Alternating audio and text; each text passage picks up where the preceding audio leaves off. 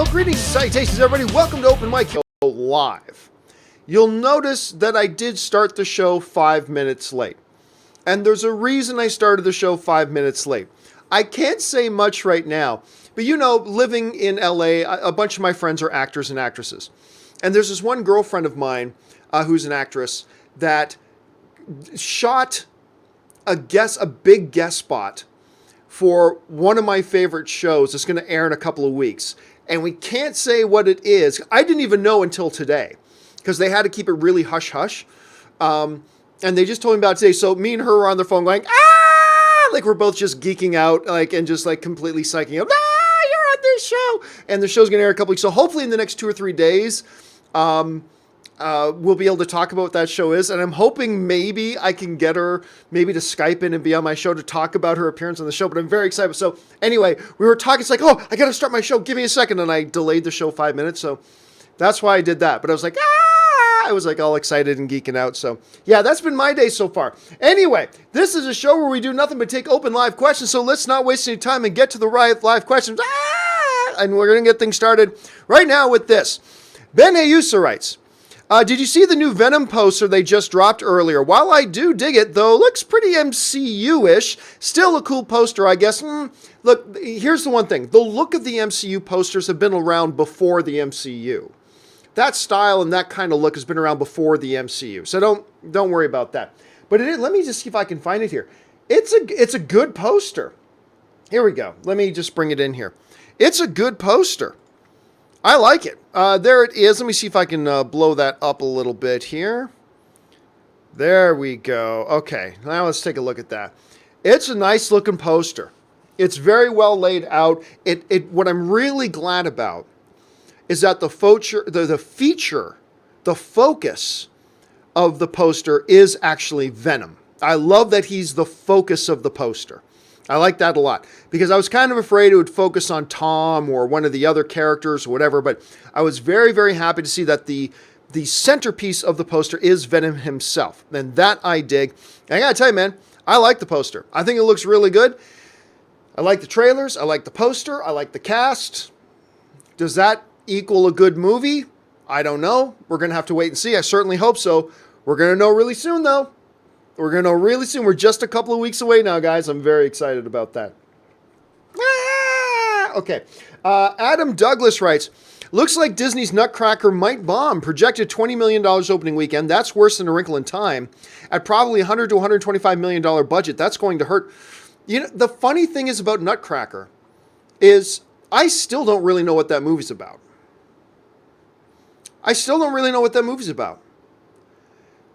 And they've been very, very light on the marketing.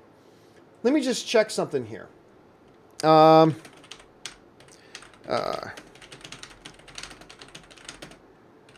Okay, so it's opening on November 2nd. So it's like 6 weeks away. They've gone very, very light on the marketing. What little marketing they've done hasn't really given us any kind of an idea about what the movie's about. And I'm simply getting the feeling, and I don't know this for sure, this could be right, this could be wrong. I'm just kind of getting the feeling that Disney marketing doesn't know what to do with this film. I mean, I can't help it. That's the feeling I'm getting from it, is that they just don't know what to do with it. They've put out a couple of pieces, but again, they're not showing it very often. And I'll tell you what, Adam, that $20 million number, yeah, that doesn't sound off to me. That sounds like it could be right on target. And, I mean, look, you want to make your movies based on what you think will make good movies, yes.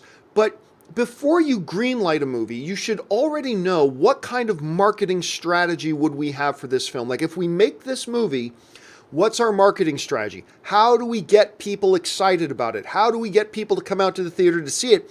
And it just feels like, I'm not saying this is the case, I'm simply saying from an audience member's point of view, this is what it feels like. It feels like they greenlit and made this movie before giving any consideration to how do we market this thing? What's our plan? What's our strategy? Who does this movie appeal to? How do we tailor our marketing to appeal to those people? Because I just feel like they're wandering aimless a little bit. Again, I don't know that. I'm just saying, I'm just speculating, but that's what it feels like to me at any rate. So that number doesn't surprise me at all, Adam. Ben Rayner writes, did you see MoviePass did another stock split? Well, they didn't do, and it's not a stock split, it's a reverse stock split. So, and they haven't done it yet. They're going to do it sometime in October, if I read it right. For those of you who don't know what that is, a little while ago, MoviePass did the same thing. Their stock dropped down to about 10 cents. But with their stock being under $1, they were at risk of being delisted off of Wall Street, delisted off the NASDAQ. So you couldn't publicly trade in stocks in them anymore. So instead of splitting their stock, they did a reverse split where they said, okay, for every 250 shares of stock you have, that now equals 1 share. And it temporarily inflated the stock price from 10 cents up to about $25 a share. Great. However, as soon as they did that, it dropped all the way back down to 2 cents. And this is after the 250 to 1 reverse stock split.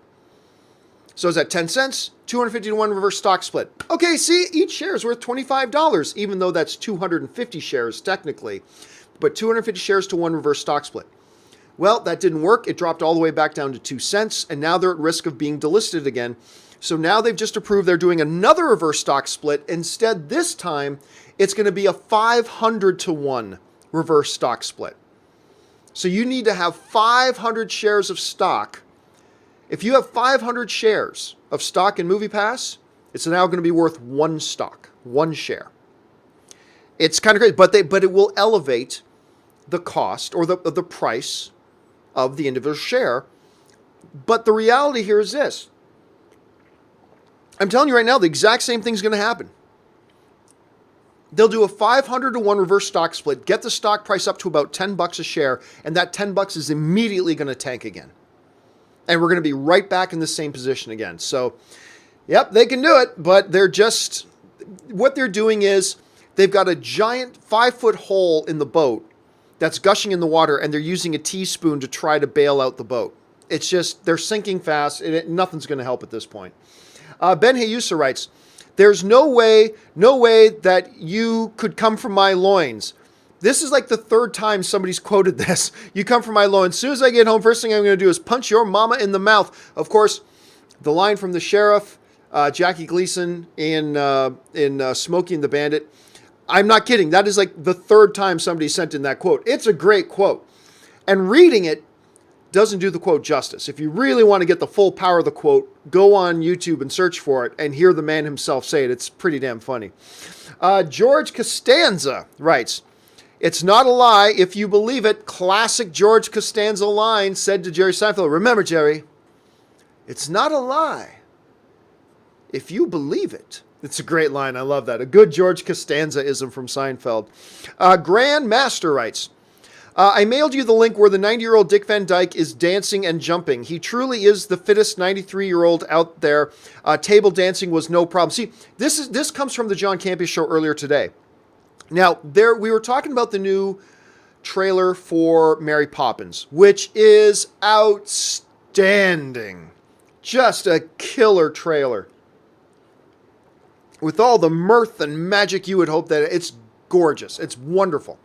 Now, there's a shot in the trailer where Dick Van Dyke is doing this dance number on a table.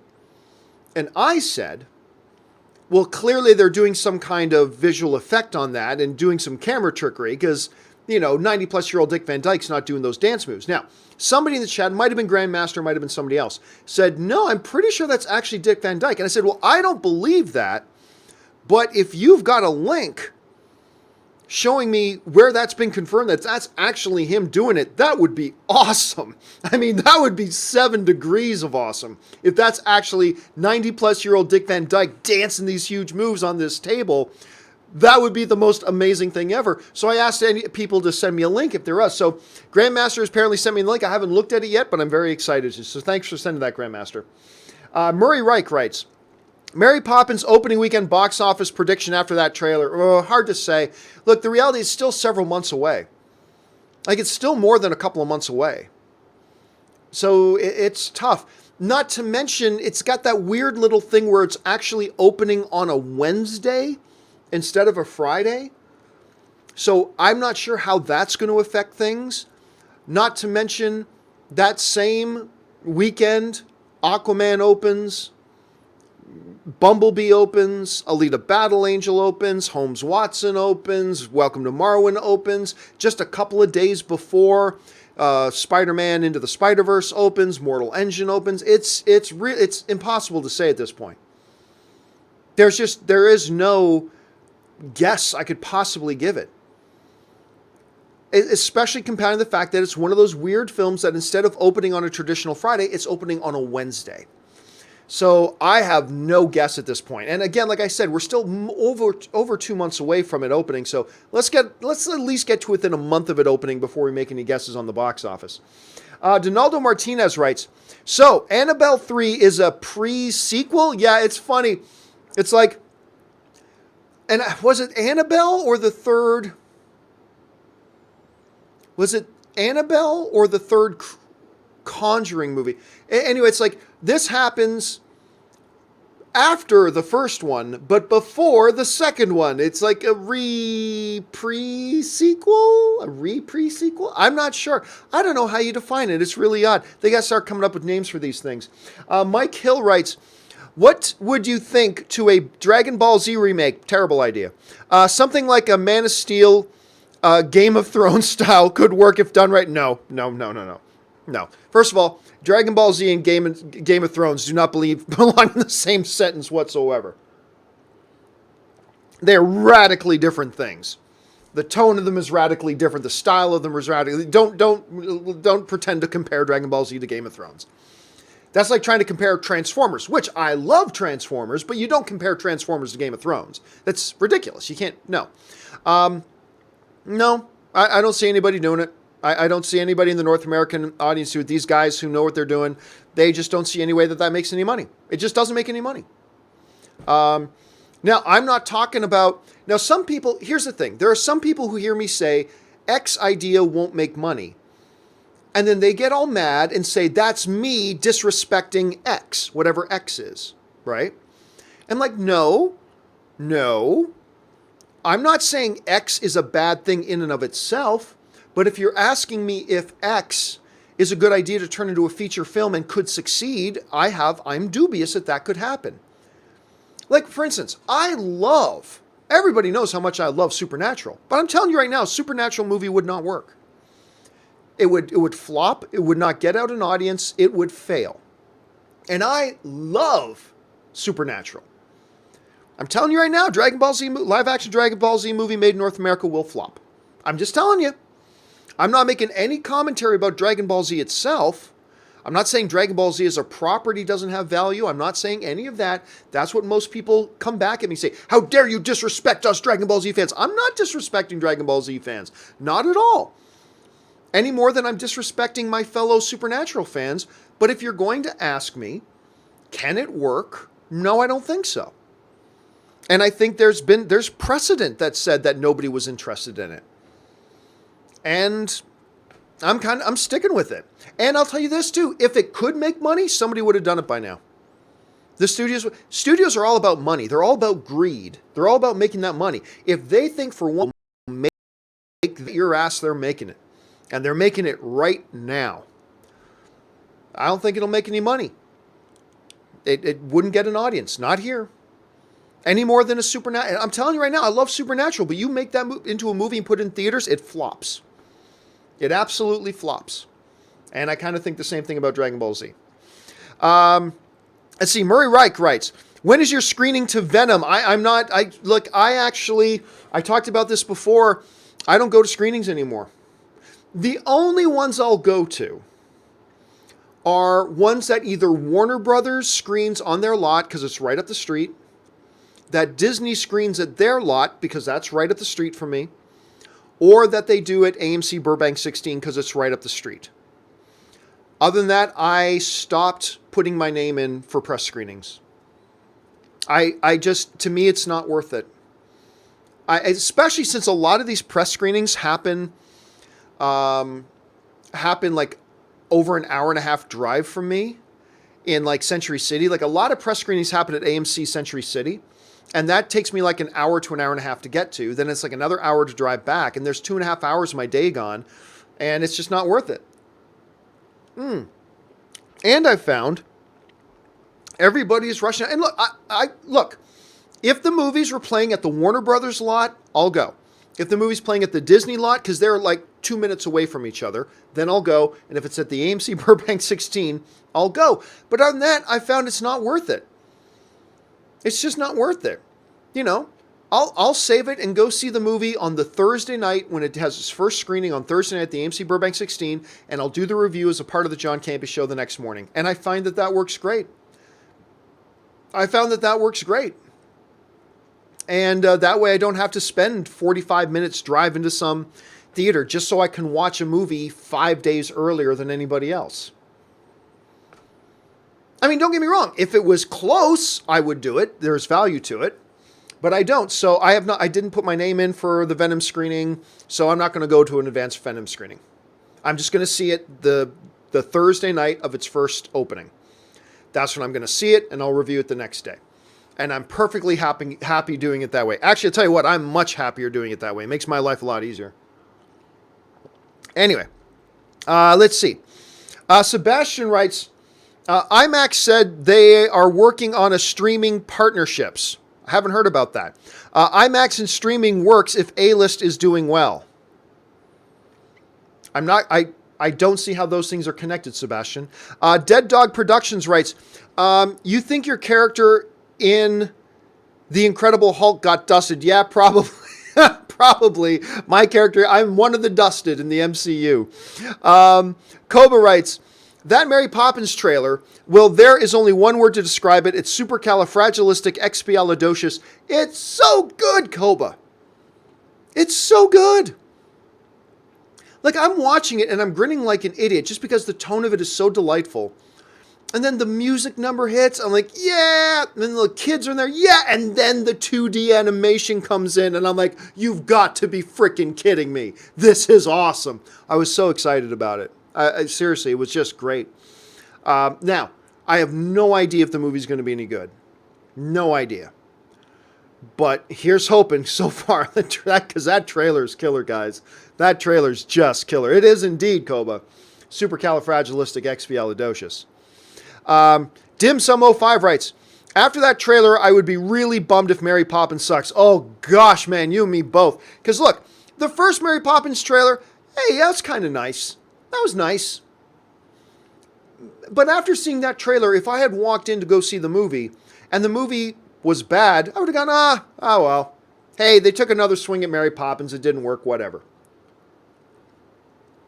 Unfortunately, as you're pointing out, Dim Sum, with that trailer, nah, that's out the window now. Now, after that trailer, if I go in to watch Mary Poppins and that movie's bad, oh, heaven help me. I'm going to be so bummed out. I am going to be so bummed out if that movie's bad. Because now my expectation levels are up here. See, before today's trailer, my expectation levels were here. Hey, it's a Disney film. It's based on a classic. First teaser was pretty good. There's some risks in doing that. My expectation levels are good. They're right about here, yeah. And if I go see it, if it's bad, oh well. They take a shot at it. Now, expectation levels are up here. Now my heart's going to be broken if this movie does not live up to its potential. So, pressure's on, Disney. Pressure's on. All right. MDB3000 writes, I always found Fredo in The Godfather to be the trilogy's most tragic figure. Oh, easily. Easily. Well, I mean, him and Sonny for two different reasons. But Sonny is, I mean, also, even though he's only in the first picture, but Sonny is a extremely tragic character. But Fredo, oh my goodness, yes. The Passover son who just wanted to prove he could help the family. Fredo is such, you mentioned it, he's a tragic character. He's kind of the forgotten brother in the Corleone family, right? He's the forgotten brother. He's overlooked. And then when he tries to go out to do his own thing, and even when he's thinking he's helping the family, he's actually screwing things up, and it eventually gets him killed. Spoiler alert. It eventually gets him killed at the hand, by the order at least, of his own brother. Something that there's still repercussions to pay when we get into Godfather Part 3. It's incredibly tragic. It's incredibly tragic. Fredo is a truly almost Shakespearean level tragedy when it comes to classic film. But Fredo is often, we always talk about Michael, and beyond Michael, some of us will talk about Sonny. But the forgotten brother is definitely Fredo. So I completely agree with you, MDB. Dylan Trost writes, I missed your announcement. Where can I see it? It is not publicly available. So when I'm ready for it to be public knowledge, I'll let it be public knowledge. Toothless writes, new rival in town, Cinemia has just swept MoviePass's ashes, challenges A-List with a $30 a month unlimited plan. Yep. So Cinemia has always been hey, for $5 you get one movie a month, for $7, 2, for $10 a month you get 3 movies a month. It's a great deal. And then they have deals for 2, where it's basically just double the price. But instead of just a ticket for you, you get a ticket for somebody else. And then they have a plan where you can use Cinemia to see 3D, IMAX, Prime, whatever, something MoviePass never let you do. And now they just announced a new plan. Now listen, AMC A-List is still the best plan out there. But for those of us who don't live near an AMC theater, what do? Cinemia now has their unlimited plan, $30 a month, unlimited. You get to see all the movies you want, 1 movie a day, and you don't get to see it in Prime or IMAX or 4DX. No, you have to go to a regular 2D screening. But you can buy your tickets in advance. You can buy them online. You can use Fandango to buy your movie tickets. You can, all that kind of stuff. All stuff that MoviePass never let you do. And at a more reasonable price of $30 a month. This is now, in my opinion, if you live near an AMC theater, the movie club to belong to is AMC A-List. But if you don't live near an AMC theater, to me now it's no question. Now you got to get this Cinemia Pass. $30 a month, unlimited movies, and you can buy your tickets online in advance and reserve your seat in advance. It's a terrific deal. Not quite as good as A-List, but for the majority of Americans who don't live real close to an AMC theater, now you can use your Cinemia at an AMC theater. You can use it at a Regal or at a Cinemark or at an ArcLight or at a Landmark or at any of these other types of places. It is a great deal to have, and you might want to go check it out because it just might be for you. All right. MDB 3000 writes, also the actor who played him, John Cazelli, tragically short 5-film career, but all nominated for Best Picture. Yep. And his friend and his fiancée, Meryl Streep. I didn't realize John Cazelli was not... I remember he was dating Meryl Streep. Were they engaged? I don't remember that. Maybe they were, but at any rate. Yeah, so tragic story. The guy who played Fredo, John Cazelli, he was in like a movie with Gene Hackman and Harrison Ford. I believe it was called The Conversation. He was in Godfather 1, Godfather 2, and he was in Deer Hunter. Also nominated for Best Picture. Tragic story. When he started filming Deer Hunter, he was already sick. He had his cancer at that point. And as the shooting was progressing, he was getting weaker. And the director knew he had cancer and was sick. But the studio didn't. So what the director did was he was trying to shoot as much of John's stuff early as they could. And at this point, John and Meryl Streep were dating. Because Meryl Streep's in the Deer Hunter as well.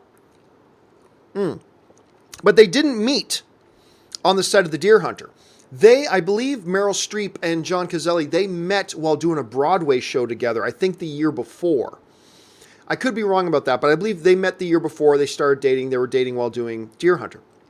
Anyway, the studio finds out that John is dying. And they want to remove him from the film and reshoot all of his own stuff with another actor. And they weren't being heartless. I get where they were coming from. It's a business decision. I get it. But reportedly, Meryl Streep said, you do that and I'm walking. And the director stepped in and said, look, we can finish this film. And shortly after they completed Deer Hunter, John Cazale passed away. It's a tragic story. And such a budding, promising, incredible career. When you look at the 5 films he was in, and I believe you're right, I'd have to double check it, but I believe you're right. I believe all 5 of them were nominated for Best Picture. A couple of them won. And for his career to be cut short like that. Tragic story, much like the character of Fredo himself. Thanks for bringing that up, MDB. Ant Banks, 1984, writes, it would have funny in Infinity War if T'Challa, Rhodes, and Sam Wilson would have did the Wakanda greetings to each other. Why would that have been funny? Because they're all black? You think they all should have done the Wakandan greeting because they were all black? I'm not sure I'm getting your point, Ant Banks. I'm hoping it's something other than it would have been funny because they're all black. I hope you're thinking something different than that because that makes no sense. AFC writes, just finished Spider-Man PS4. Wow, you need to review it. Yeah, I gotta watch the cutscene movie of it. I'm not gonna play the game because it's on console. I don't play console games. I was thinking I'd give it a try, but I saw that it just plays like another console game. It's like, I can't be bothered. So I am going to watch the cutscene movie. I'm going to review the cutscene movie of it. That's going to be coming up probably in the next week or so. Let's see. Adam K. writes, I saw Alpha and liked it a lot. Have you seen it? No, I skipped out on it. But you know what's funny? You're not the first person to tell me they didn't mind it. You're not the first person to tell me that they didn't mind it. It's probably one I will check out once it pops up on Google Play. Once it pops up on Google Play, I'll probably give Alpha a look-see. Because I'll be honest with you, I didn't mind the trailers either. The origin story of man's best friend, you know, that's I don't mind that. I didn't mind the look of it, but I just opted to skip it. And I've heard from a couple people it's not all that bad. So yeah, once it hits Google Play, I'll probably check it out. Matt Thornton writes, I just finished Matt Groening's new series, Disenchantment. While I didn't find the overall story that engaging, the characters and jokes were great, and I do see great potential in the series' future.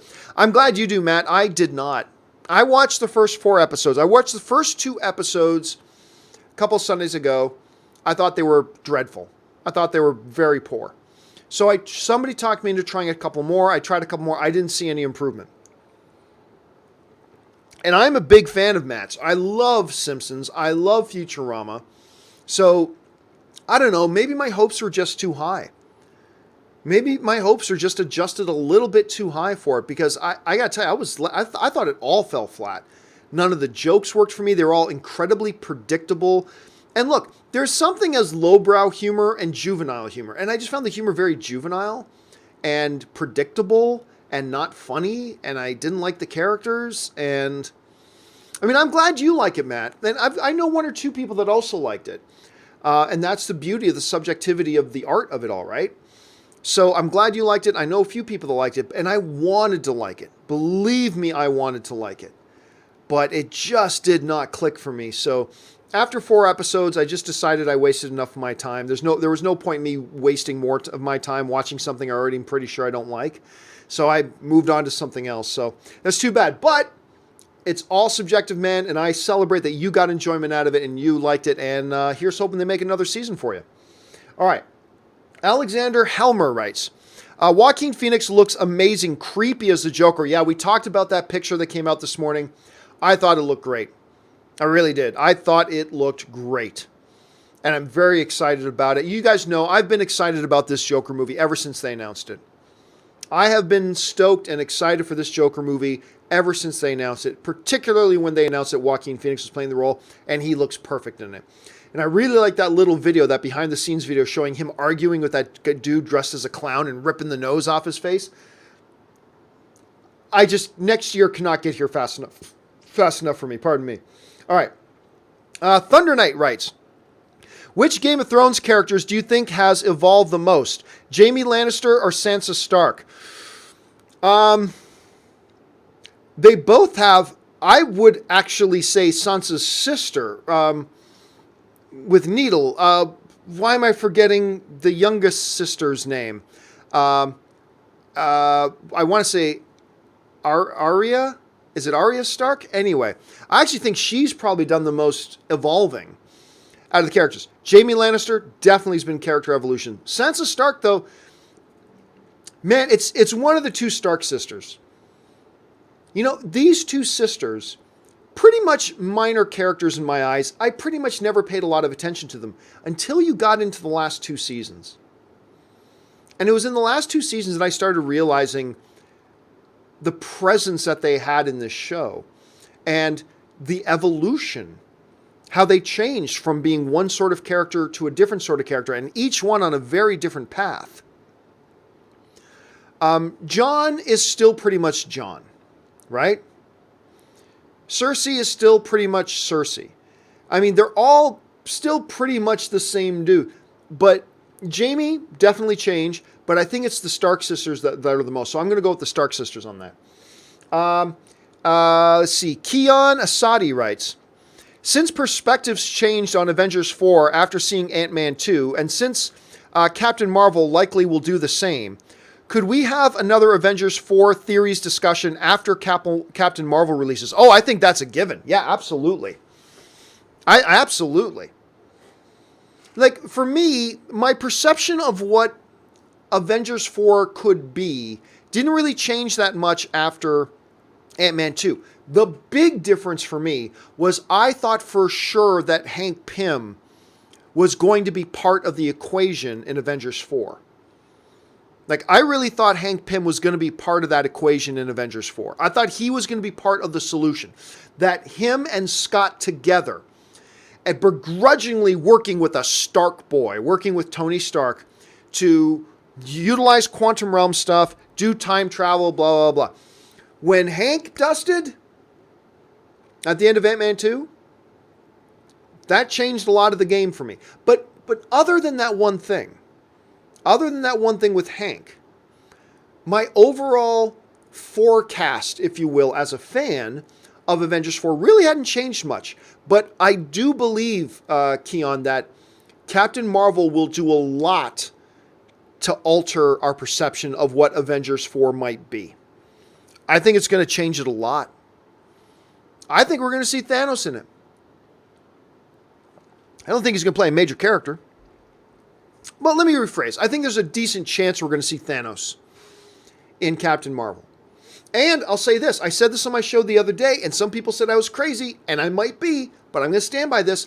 I believe there's a half-decent chance that communique, that pager message that Nick Fury sent to Captain Marvel at the end of Avengers 3, I think there's a possibility that doesn't happen at the end of Captain Marvel.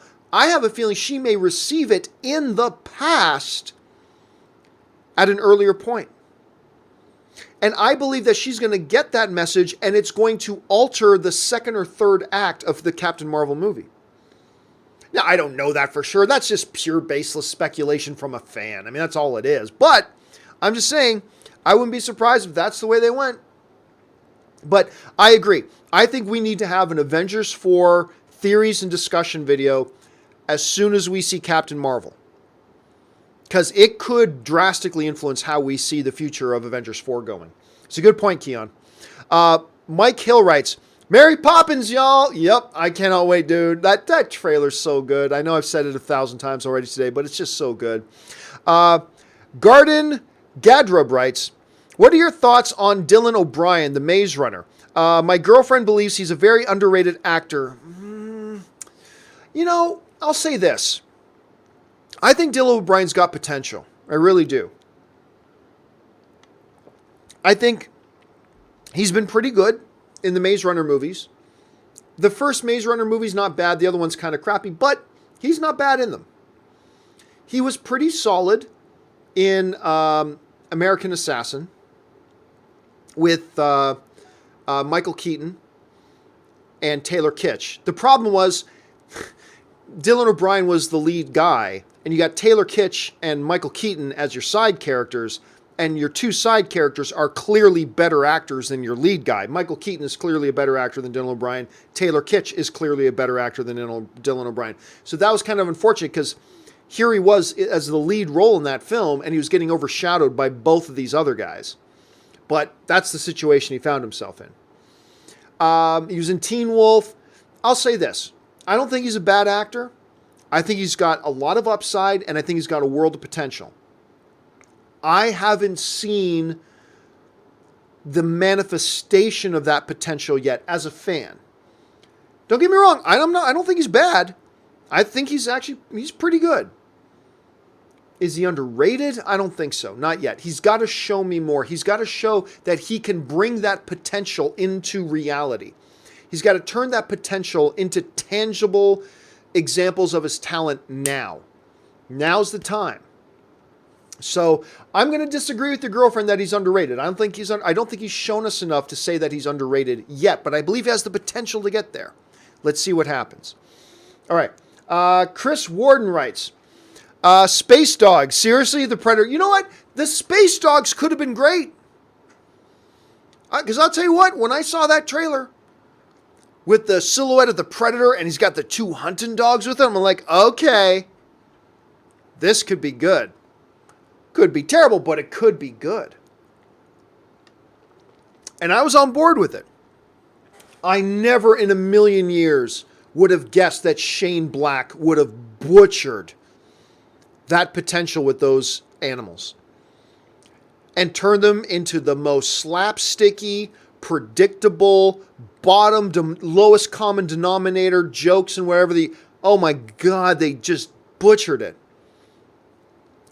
And look, you guys know, if you watch my shows for any period of time, you know I'm all about Shane Black, man. I love Shane Black. Are you kidding me? Kiss, Kiss, Gang, Bang? Gang, Bang. That's a totally different movie. Kiss, Kiss, Gang, Bang. Yeah, I don't know how that... Kiss, Kiss, Bang, Bang. I have no idea. Kiss, Kiss, Gang, Bang. Anyway. Kiss, Kiss, Bang, Bang is amazing. And, you know, Shane Black, Kiss, Kiss, Bang, Bang. Absolutely, yeah. Nice guys. Amazing. Shane Black is all that in a bag of potato chips. He's the best. I love Shane Black. Everybody knows how much I love Shane Black. But if I'm going to, and I already see a bunch of you guys putting hashtags Kiss Kiss Gangbang on the thing there. I'm not going to that's going to become the new filthy, I think. I'm never going to get away from that. If I'm going to praise him the disgustingly amount that I praise Shane Black, then I've got to call him out when he completely screws the pooch, no pun intended, or screws the space pooch. He screwed the pooch. He butchered this Alien film. I still think he's great. I think he's the best. I think he's just awesome. But the fact of the matter is, he just blew it. And those dogs, man, kind of represent or a manifestation of the way he just butchered that whole thing. So I'll look forward to the next Shane Black movie just because I need him to redeem himself. Let's see here. Where are we at? There's Keon. Space Dogs. Okay. Julius Goodwin writes, amazing how Supergirl is now bigger IP than Superman. Well, the way they've treated Superman lately, particularly on that CW show. Look, worldwide, Superman is still by far the biggest IP. But, you know, we have talked ad nauseum the last week or so about how I feel they have treated Superman, about how I feel they've treated Henry Cavill. And for all I know, maybe this is all Henry Cavill's fault. I don't know. Just because I'm a fan of Henry Cavill doesn't mean I'm not aware that's a possibility. But it just breaks my heart, man. Brass Drake writes, Solo, a Star Wars story, McClane, a Die Hard story, Maverick, a Top Gun story. When do we get Campea, a movie vlog story? Per usual, your show makes mine and my kids' day. Well, thank you so much, man. And who knows? Like, one of these days, Liam Neeson's going to be open to play me. John Campea, a movie vlog story. It'll start with movie blog because that's where I started. He will play me, and in it, it'll be a mix of real life and a mix of fiction. So the real life, me, good Canadian kid, just doing a movie blog, starts doing some videos, just loves the movie fan community, loves talking about movies. But then, one day, international terrorists kidnap my dog, Shadow. And it'll be called John Campea, Shadow Hunt. And that's where the fictitious part of the movie will kick in, that he goes from writing about movies to hunting down these international terrorists who've kidnapped my dog. Only we find out it's Michael Bay. And Michael Bay is actually holding my dog hostage to get me to say something nice about his Transformers movies, other than the first one, which I already love anyway. And I can just see Liam Neeson on the phone now. It's never going to happen, Bay. It's never going to happen. And then you'll never see your dog again. I don't know. So I'm just making this up as I go. But I love the idea, Brass Drake. Curtis Lopez writes, I'd love if they found a way to work Investi la Guiaba in either the It 2 or Joker trailer. You know what, Curtis? I'm going to admit I have no idea what you're talking about. Dick Bavetta writes, any movie you like solely because they are aesthetically pleasing. Batman vs. Superman is a mess of a movie, but worth buying for me for a few scenes that just look beautiful. I like Batman vs. Superman. I think it did some things wrong, clearly. But overall, I still like the film. No, just looking good is not enough to make me like a film. If there was ever a movie that just looking good would make me like it, speaking of Zack Snyder, it would be Zack Snyder's movie Sucker Punch. Zack Snyder's movie Sucker Punch. That a friend of Anne is actually is one of the lead characters in the movie. If there was any, because that movie is beautiful. I contend that if you put on Sucker Punch and put it on mute and just make up the dialogue in your head, it is an awesome movie because visually it's freaking gorgeous. From the cinematography, the visual effects, the action, the grace of it all, it's a beautiful visual movie. The problem is we don't watch movies on mute, and it's a horrible movie. It's a bad film. So if there was ever going to be one that I liked it just for the aesthetics of it, and it made me forgive everything else, it would be Sucker Punch, but no, the aesthetics don't make up for a bad story and bad dialogue and bad, all that kind of stuff, so it's too bad. Let's see. Curtis Lopez writes, by the way, if you don't know what that is, it's a song from the opera called Palgeshi. If you watch it on YouTube right now, you'll probably recognize the song. Oh, I probably would. Yes, see, that makes sense. If it's an operatic tune, that makes sense. Evan Nolasco writes, John, what do you think about X actor for X role? It is crazy. It's funny that I don't know if this is a testament to how many new people we have watching the show, but considering how often I always tell people, look, there's no point in asking me, John, what do you think about this actor for this role, when I always say the same thing? I don't care. As long as it's a good actress or good actor, I'm fine. John, which actor should play X role? I don't care. But I'm still surprised. No matter how many times I say that, I still feel like at least 3 or 4 times a week, I still get asked that question. John, what do you think about Jason Momoa as James Bond? I don't care. As long as it's a decent and a talented actor, go ahead. As long as it's a decent and talented actor that at least remotely physically meets the requirements for the role, then I'm good. There are 30 or 40 different actors you can name that I go, yep, that person will do a good job. But it is crazy how many people still ask me that all the time. Andrew Christie writes, I've always liked the idea of a Superman movie set in the late 1930s or 40s, even stripping his powers back to his basics.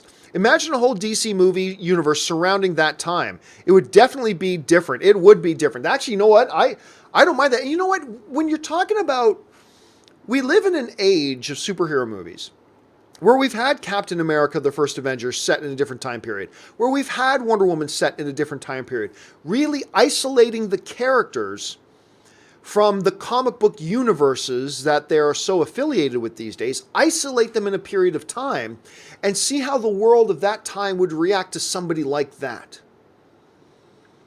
Put a Superman movie in that time. It becomes very interesting. Now, then you got to struggle with who becomes the foil. Obviously, the government can't do much, like without highly advanced weapons, they can't do nothing about Superman. So that's not a real problem. That doesn't become an adequate antagonist play, if you will. Lex Luthor can't have super advanced technology to fight Superman with, so that kind of takes that away from it a bit. You'd have to struggle a little bit with who your villain is. But I'll tell you what, Andrew, it's a great idea. An Elseworld kind of Superman movie set in a different era. What was that one Batman one? Batman by Gaslight, or Batman by Gas, or something like that, where it's set in like that kind of an era, like the 1800s or something like that. But yeah, you take a Superman movie in a 1930s, 1940s Depression era kind of America, that could be fascinating, depending on how you do it. Again, your big challenge is going to be who's your antagonist, what's the big obstacle to Superman, what's Superman trying to do in that movie. But I'd be all for it, man. And if this Joker movie works, why not? Take a swing at the bat at it, if you pardon the pun. I Don't Get Likes writes, the Russo brothers said when Fantastic Four and X-Men come over, it'd be cool to do something like Secret Wars. I don't know much about it, but what do you think? I'll be honest with you. I think it's way too premature for anybody to talk about Fantastic Four and X-Men. I think it's far too premature at this point. And I tend to deflect a lot of the questions regarding it because, number one, that deal between Disney and Fox is still not done. The government has still not approved it. One of the agencies, among many that have to give their approval, gave them a preliminary approval. But that was a conditional preliminary. And then there's other government bodies that have to do it on top of that. We're still like a year away. And so there's a lot of ifs, ands, or maybes. So I'll be honest with you, I don't find it fun getting involved in the speculation about, what's MCU going to do with an integrating blah, blah, blah. And I generally try to deflect the questions because to me it's just still too premature. Somebody asked a question, hey, John, when they do eventually do X-Men, do you think, because we covered this on one of the companion videos the other day, and they were asking, hey, John, when they do get around to doing X-Men, would it be better for them to introduce the X-Men through a series of solo movies and then a team-up movie, or to come right out of the gate with a team-up movie? That's cool, because that's like a principle we can talk about, right? And I went on and talked about how, X-Men, you got to come out with the X-Men. You don't do a Cyclops standalone movie and a Jean Grey standalone movie and then this, because Guardians of the Galaxy never needed to do that. Guardians of the Galaxy didn't need a Star-Lord standalone movie and a Gamora standalone movie and a Drax standalone movie and a Groot standalone movie and a Rocket standalone movie. You didn't need all these standalone movies and then do Guardians of the Galaxy. No, you just came right out of the gate. Boom! Guardians of the Galaxy. There you go. And that's what I think you need to do with X-Men. But other than that, like which specific stories they should be addressed, look, we have no idea at this point. We don't even know if this deal is going to, it's 99% sure it's going to go through, but it's still not a sure thing.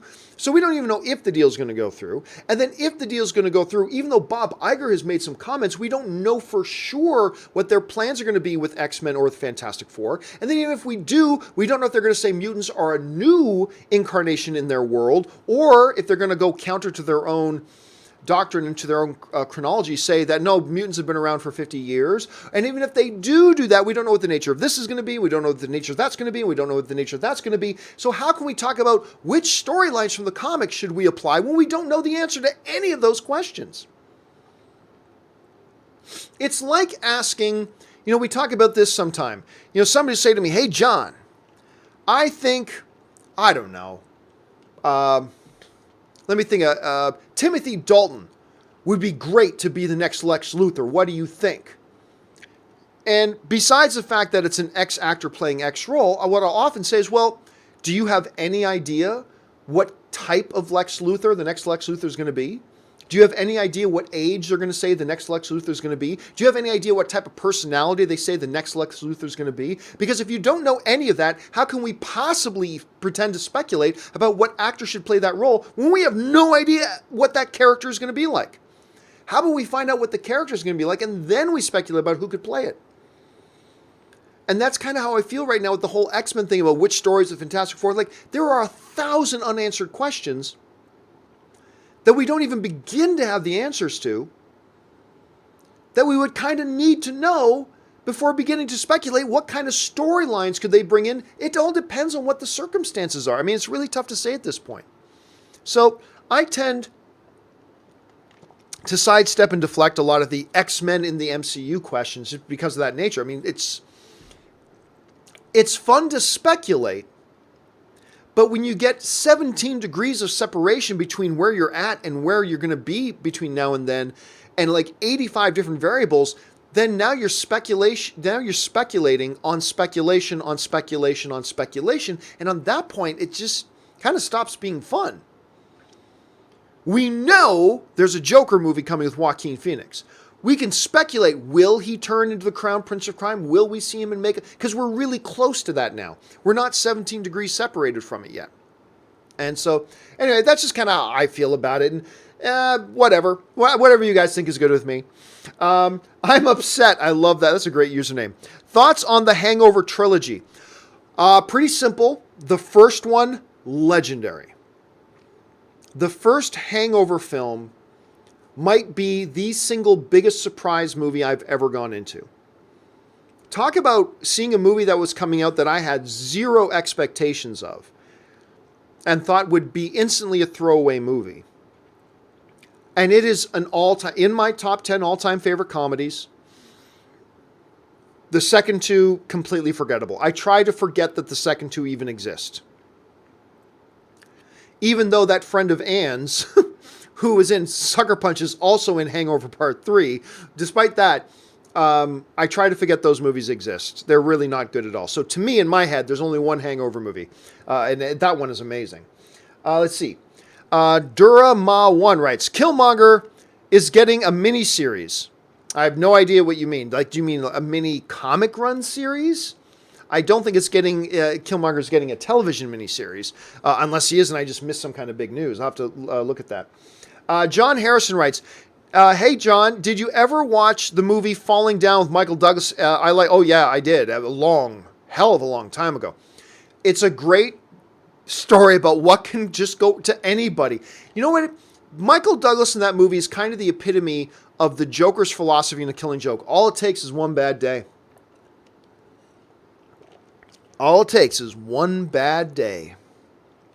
And Michael Douglas in Falling Down, it's a great performance. Other than, it might be my second favorite Michael Douglas performance, other than his role as Gecko in Wall Street. But yeah, I love it. I think it's a fantastic movie. Not enough people talk about it, including me, so thanks for bringing it up, John. Kian Asadi writes, I cherish the subjectivity film, but it blows my mind that Ebert gave the same score to Die Hard and Batman and Robin. Well, I mean, again, look, here's the thing. It's pointless to compare that stuff. Roger Ebert reviewed thousands of films. Because I guarantee you, Keon, if there was a written record of every movie you've ever seen and what initial score you gave that movie, if you kept that for the thousands of films you've seen in your life, and then we all got to go over it with a fine-tuned comb, believe me, we would come up with 50 or 60 to look at you and go, Keon, how could you possibly give the same score to X movie and Y movie? How can you possibly do that? All right, we could do that. But the fact of the matter is that most of us don't have a documented, online, publicly available record of our opinions on every movie we've seen. And I just, like, whenever somebody, like, if somebody tweets at me and say, hey, John, I completely disagree with you with your thoughts on this movie. That's cool. That's film discussion. That's great. I have no problem with that. What drives me crazy and makes me want to block people is when they go, I saw that you give the same score of this film to that film, like some film from 1995 and this film from 2013. How could you have any credibility? It's like, oh my God, you're clearly an idiot, so I'm just going to block you. Because I guarantee you, to everybody, if there was a written, publicly available record of every movie you've ever seen and what score you gave in your head to every single movie the moment you saw it, we would all find 50, 60, 70, 100, 200, 300 examples where everybody would go, how could Peter Mihalowicz, I'm just making this name up, how could Peter Mihalowicz have said that X movie was better than Y movie 10 years previous? That's ridiculous. Like, there's no point in doing that. Right? There's no point in doing that. Roger Ebert's my favorite critic of all time. And if I wanted to, I could probably go through his large list of movies that he's talked about and critiqued and reviewed, and I could probably come up with 30 or 40 or 50 that I go, how on earth did Ebert give the same score to this as he gave to this? Two movies completely unrelated, have nothing to do with each other, and came out in completely different decades. You know what I mean? I could do that. People could do it about you. People could do it about me. People do it about me, which is one of the reasons why I stopped giving scores to my movies. Like, if you watch me review movies now, I do not give a score to my movies. I don't give a score. For a couple of reasons. One, a minor one, is because of that, because I just got tired of idiots like trying to compare scores. So it's like, that's pointless. But second, realizing that we live in a 10-10-10 and a 0-0-0 generation right now, where everybody out there, when a movie is even slightly good and they slightly like it, 10 out of 10, 10 out of 10. And if a movie's like even remotely disappointing, it's 0 out of 10. Like, that's what everybody seems to be now. So, you know, I would give a movie a 7, which to me means solid movie.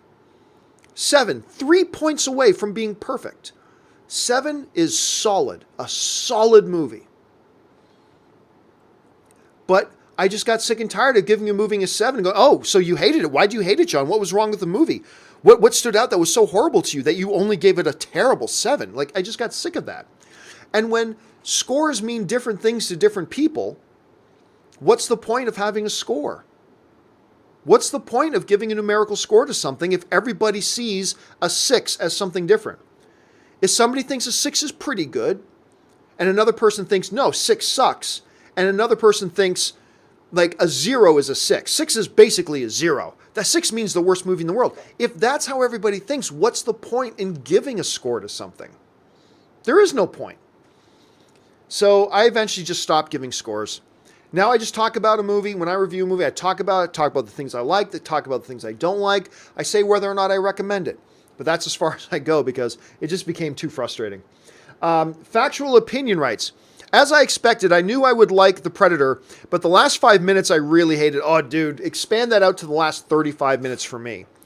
I wasn't a big fan of the first hour either. But like the last 35 minutes, I am the Predator. I am going to come and hunt you. McNamara is your champion. He will be my prize. Mwah-ha-ha-ha-ha. Like, oh my God, I couldn't believe they were doing that. Oh my God, it was so bad. But, again, that's why I don't give scores or anything. There are redeeming things about the movie. There are elements of that movie I enjoyed, and enough of them that I can see why somebody like you, Factual, would watch it and have a good time with it. That's great. That is awesome. I celebrate that. Not for me. I was very disappointed with the film. I thought it was really terrible, but I could see why other people would walk out of that having had a good time. And that's the great thing about Film Man. So I'm glad you enjoyed it. Levi Road writes, hello, John. Supernatural is one of my favorite shows. Just rewatched the first 2 seasons. I like when they were just hunting monsters. Well, I mean, it's part of the evolution of the show, right? Like, you can't go back to them just hunting monsters again. Because at that point, you can do that for 14 seasons. You need to have an evolution.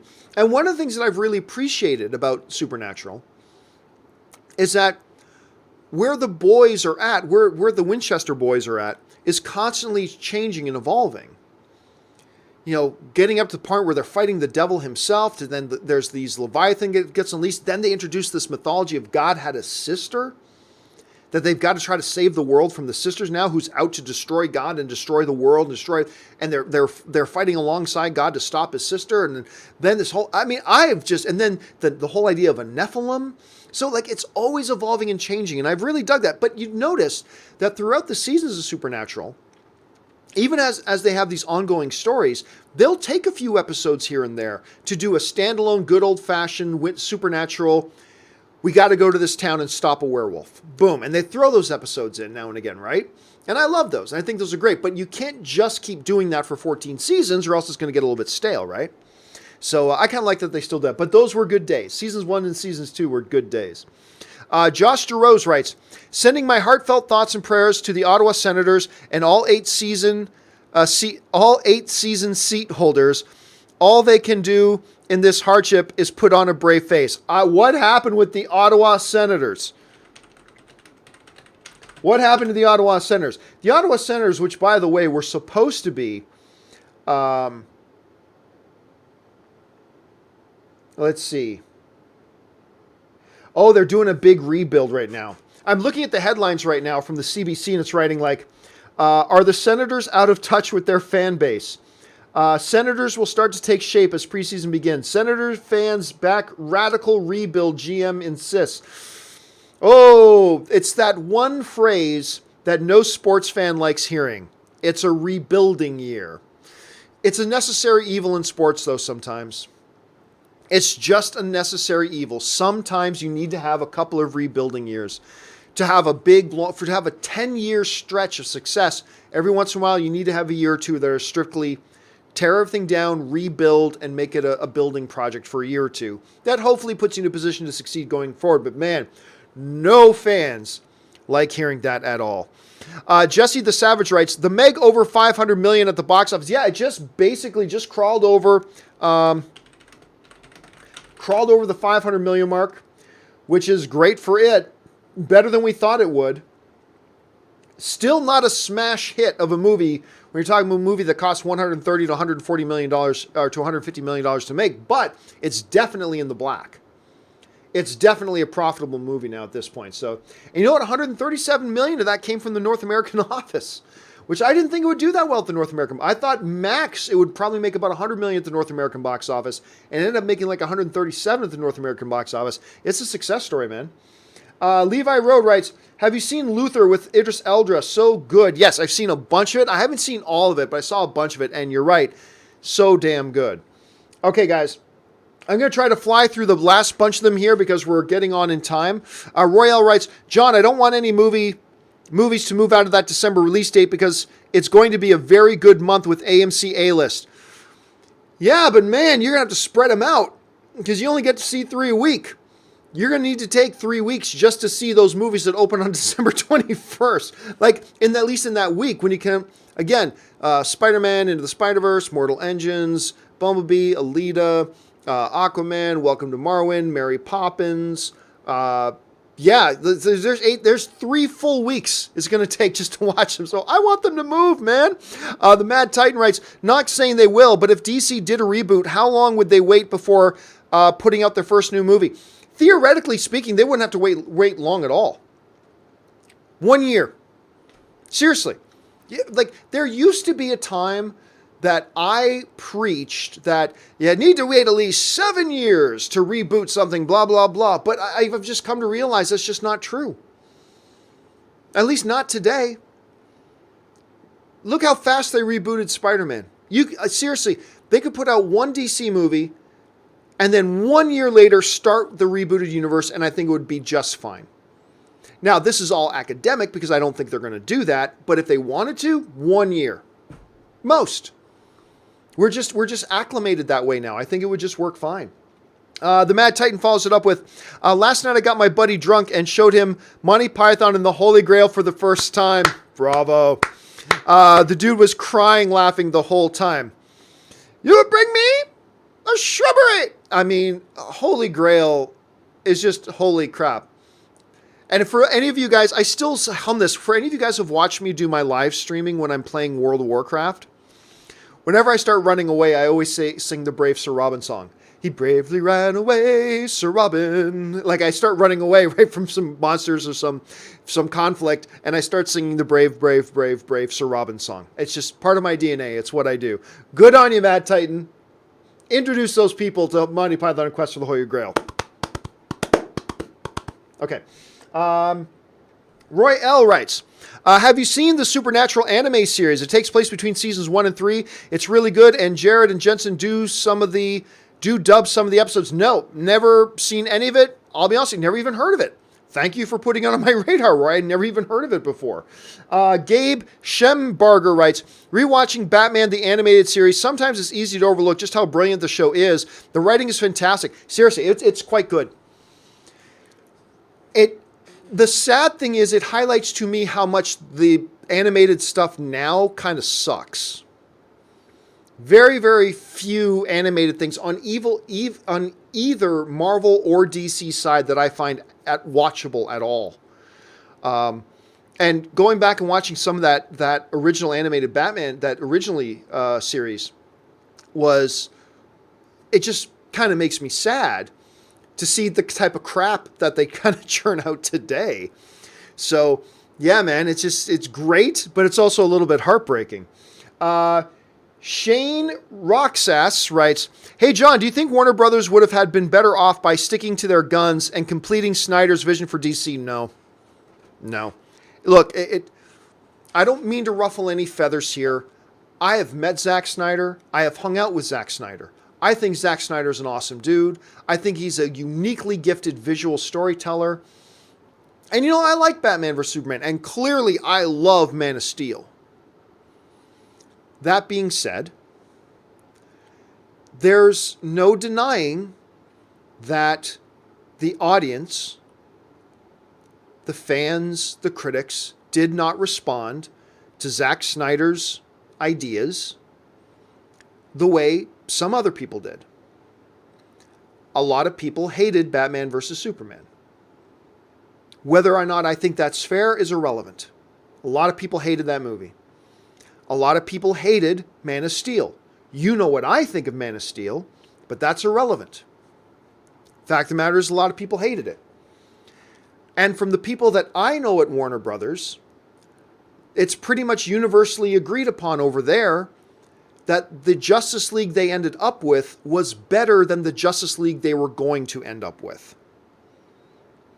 Maybe they're right, maybe they're wrong, but that's the consensus over there. That the Justice League movie and the Justice League movie that came out, look, I saw it like 7 times in theaters, but hey, there's a bunch of people that didn't like this Justice League movie anyway, or either, but it's pretty much the generally agreed upon consensus over there that the Justice League movie they ended up with was better than the one they were going to end up with. No. It wouldn't have been look, regardless of what I think, you got to take myself out of it and what do I personally think of the movies and take myself out of it. The reality is it was best for Zack Snyder and it was best for Warner Brothers for Zack Snyder to move off of the DC properties. I really do think that. Honestly, I think if Zack Snyder had stayed on the DC properties, it could have eventually destroyed his career. And I think right now he still has a career. And I think we can look forward to Zack Snyder getting creative again and doing new movies and all that kind of stuff. But no, that was clearly an experiment that did not work. And they were hurting for it. So no, it would have been unwise. It would have been unwise for them to just continue on with Zack Snyder. It simply didn't work. Now, maybe for me it did, maybe for you it did, but really step outside of that and look at, as a business decision, take a wider look at things. And they were not on the footing that they wanted to be on, so no, probably wouldn't have been a good idea. Let's see. Where do we go here? Arturo Beltran writes, "The Defenders canceled or renewed for season 2. It was neither canceled. It has not been renewed, but it wasn't canceled. It was never planned. There was never a plan for Defenders season 2. They still don't know if they're going to do a Defenders season 2. So it's not fair to say it was canceled because it was never greenlit to begin with. They did the one season of it, and maybe they'll do another one sometime, but it was never planned to do one, so you can't say it's been canceled. I don't know that they'll ever do one, though, to be honest with you. I think it really threw their schedule off, and it upended a lot of things. So there was a price to pay for doing the Defenders. I liked the Defenders. I thought it was good. Certainly better than Iron Fist or Jessica Jones, but anyway. But no, I don't think they're doing another one. But that doesn't mean it was canceled because it was never announced in the first place. Recruz writes, "John, my dad's favorite is Godfather. Mine is Goodfellas, and we both agree both are great, but the argument we've had on which is better goes on and on. I don't think we'll ever agree." Well, it's clear, Recruz, your father is right. Godfather is clearly the superior film. I mean, that's how you start a fight, by the way. Forget all these people who think, you want to start a fight in a room? Say, Star Wars is better than Star Trek, or vice versa. Star Trek is better than Star Wars in a room and watch everybody start fighting. Or so, Mac is better. No, PCs are better and watch everybody start fighting. Forget all that. You really want to start a fight that could separate generations of families? Say Godfather's better than Goodfellas. It is, but I know there's a lot of you guys who really love Goodfellas, and I love Goodfellas. Goodfellas is awesome, but it, to me, does not hold a candle to Godfather. And by the way, Goodfellas never exists if it wasn't for The Godfather. Godfather to this day stands as one of the most influential films of all time. Not just greatest films of all time, one of the most influential films of all time. So, to me, not a question. So sorry, Rick Cruz, I'm going to take your dad's side on this, buddy. But yeah, you're almost going to run out of words for how great Goodfellas is. Do I amuse you? I mean, it's simply good. You're going to run out of words describing how good that movie is, but Godfather all the way, man. Flip the USB twice writes, over under 40% episode 9 will beat episode 8 opening weekend. Ooh. I don't know, man. Because episode 8 had one of the biggest opening weekend box offices of all time. Let me just get what the number was on it. Last Jedi opening weekend was $220 million opening weekend. $220 million opening weekend. To put that in perspective, that makes it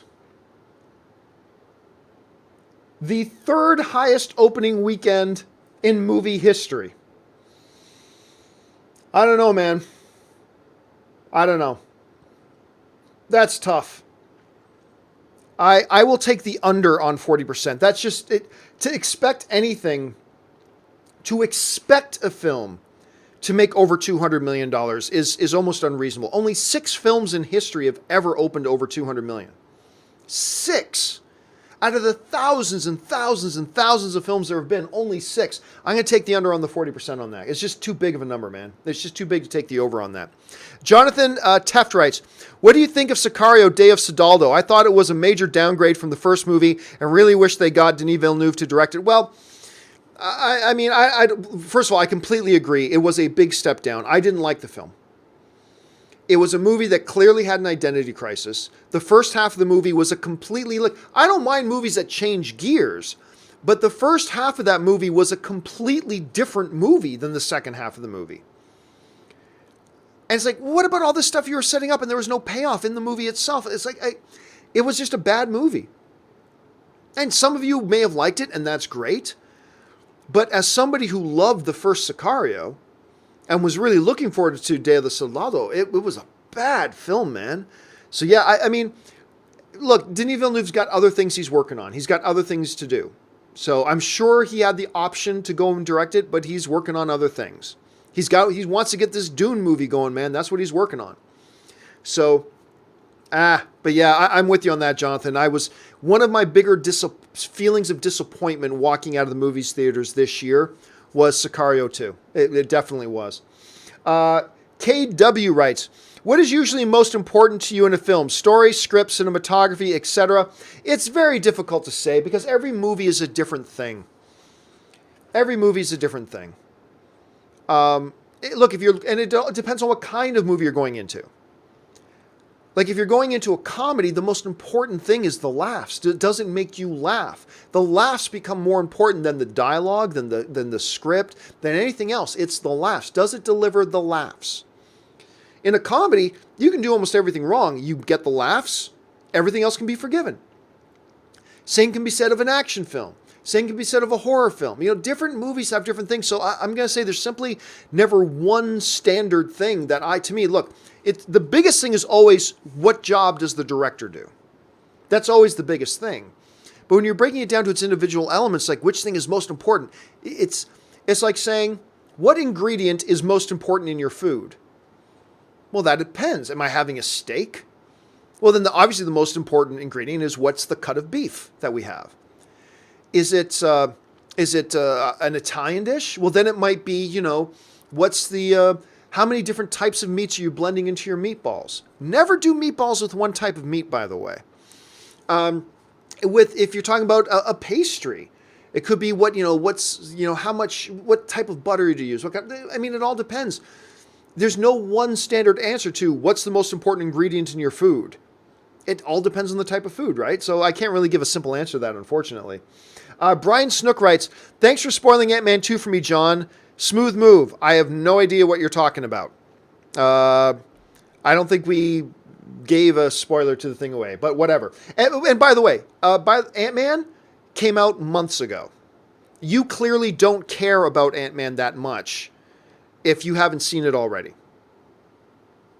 I mean, I shouldn't be sitting here doing spoiler talk, and if one accidentally came out as we were talking about something, I do apologize. But it's not like Ant-Man just hit theaters last weekend. You clearly don't pretend you care about Ant-Man like a whole hell of a lot. When Ant-Man came out months ago and you still haven't seen it, then you clearly don't care all that much about it. Now, that doesn't mean I should be sitting here throwing out spoilers, and if I let one slip, my bad, I'm sorry about that. But don't feign outrage. I know everybody likes pretending they're outraged, but don't feign outrage about, you just ruined the movie for me. You had 12 weeks to go see it and you never saw it. So there's that. Recruz writes, is the Predator Transformers bad or just bad? Oh, is the Predator Transformers bad or just bad? I'll say just bad. And again, let me reemphasize, I think the first Transformers movie is actually great. There is upside to this Predator movie. There are good things. There are some good things about this Predator movie. There are elements to enjoy in Predator. I think they are outweighed by the negative things, unfortunately. But yeah, it's not Transformers bad, just unfortunately for me bad. But I could see why there are people who would enjoy it and have a good time with it. Let's see.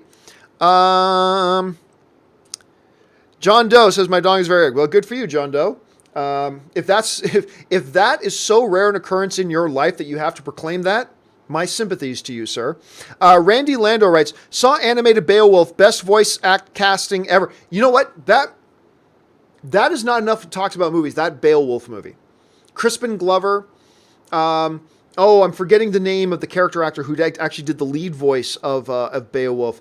But anyway. It's I love that animated Beowulf movie.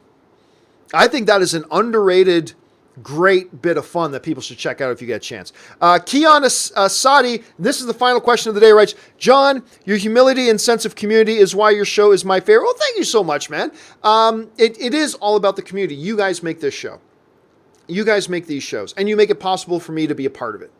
So thank you guys for that so much. And that will do it for today's installment of Open Mic. Thank you so much for joining me here today, guys. Don't forget, tomorrow morning, the John Campea Show is back. I'm sure we got a whole bunch of topics we got lined up that we're going to be talking about tomorrow. Hope you guys join me for that. And that'll do it for me, guys. Thanks a lot for being here today. My name's John Campea, and until the next video, bye-bye.